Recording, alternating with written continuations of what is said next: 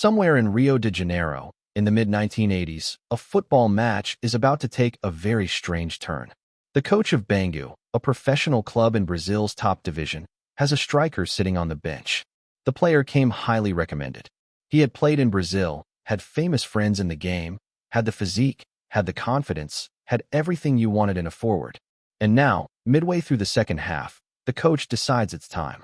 The substitution board goes up. His number is on it. Simple enough. Just go on. Play. Show us what you've got. The striker sees his number on the board. Then he looks at the pitch. Then he looks at the supporters behind the perimeter fence. And in the next 5 seconds, he makes a decision that is either the most brilliant or the most insane thing ever done on a football pitch. He jumps the perimeter fence. Not metaphorically. Physically. He vaults over the barrier and throws himself into the opposition supporters. He starts a fight.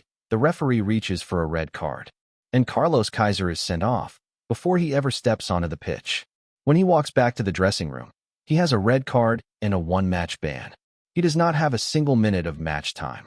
And that, for Carlos Kaiser, is a perfect outcome.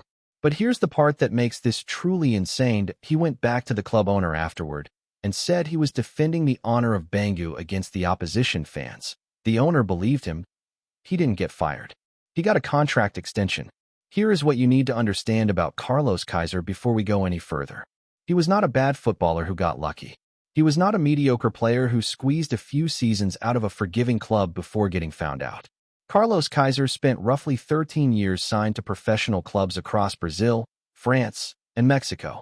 He was on the books of Flamengo, Botafogo, Fluminense, Vasco da Gama, Bangu, Ajaccio, and Puebla. He trained alongside some of the greatest players Brazil ever produced. He signed contracts. He earned wages. He received press coverage. He just never made an official senior appearance. And the question that should be sitting uncomfortably in your brain right now is not, how did one man pull this off? That is the easy question. The harder question, the one this story is really about, is why the entire professional football system, one of the most scrutinized industries on earth, let him. Carlos Enrique Raposo was born in Rio de Janeiro in 1963.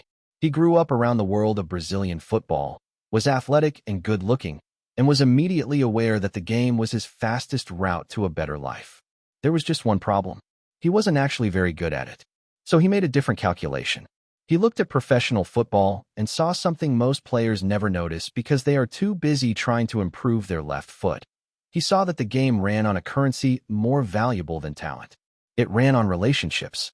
In the early 1980s, Brazilian football operated on social connections and personal recommendations. Scouts had no data.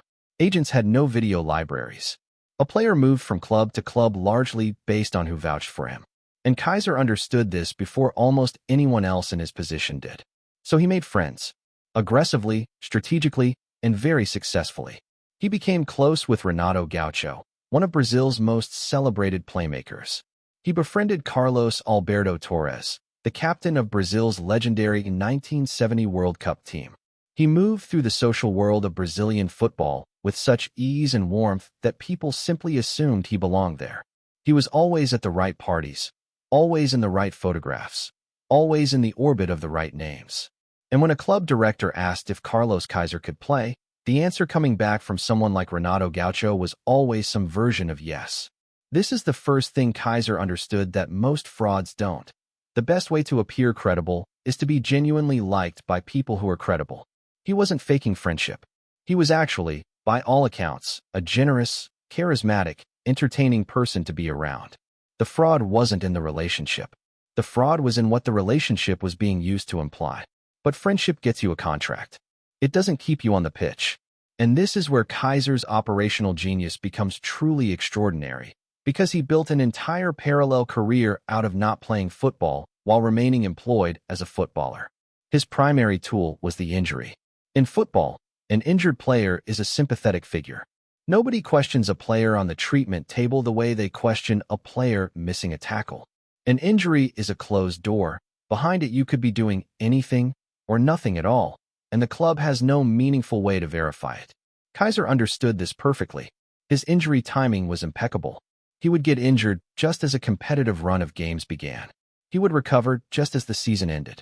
He would be photographed training. Actually training, genuinely turning up and running and working. But when it came to the moment that required him to demonstrate actual skill with a ball, some combination of his hamstring, his knee, his calf, or the opposition fans behind a perimeter fence would intervene. But there was another threat Kaiser had to manage constantly: the press. The positive press coverage he depended on to stay desirable was starting to thin out. Journalists were losing interest. So Kaiser did what Kaiser always did. He made himself the most entertaining person in the room. He started showing up at the spots where local football journalists ate and drank, picking up tabs, trading stories, making them laugh.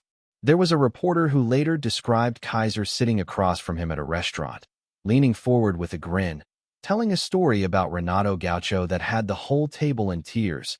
And 3 days later, that same reporter published a glowing piece about Kaiser's explosive training performances and his imminent return from injury.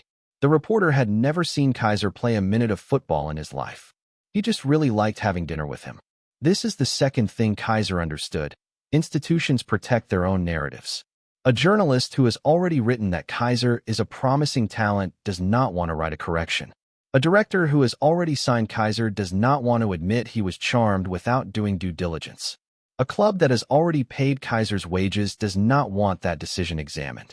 Every person who had already bought into Kaiser's existence as a footballer had a small, personal reason to not look too hard at the evidence. He didn't just fool people once. He created conditions where the people he fooled had incentives to keep fooling themselves. Which brings us back to Bangu and the moment with the substitution board. When Kaiser jumped that perimeter fence in Rio, it was not a panic response. Think about what it actually was. He scanned the situation. His number is on the board. 50,000 people are watching. There is no injury excuse prepared.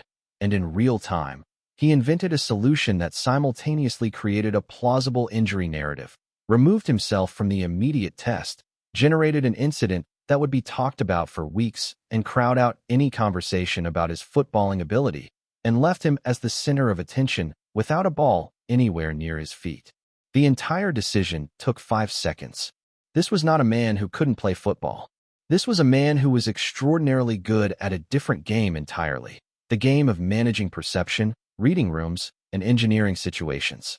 He was, in a very real sense, one of the most tactically intelligent people in any dressing room he entered. Just not about football.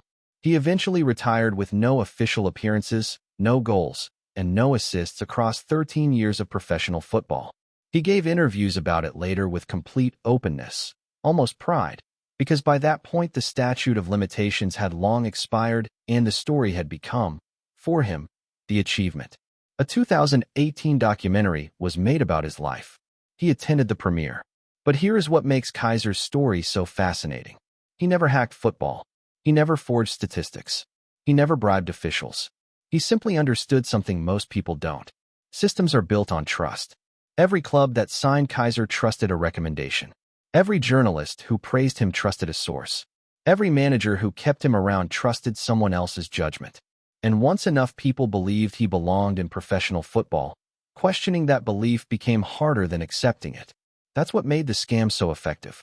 He wasn't pretending to be a footballer. He was letting everyone else make that assumption for him. And for years, nobody looked closely enough to prove otherwise. Modern football has VAR, GPS tracking, and scouting databases. But VAR checks the ball. It does not check the person holding it.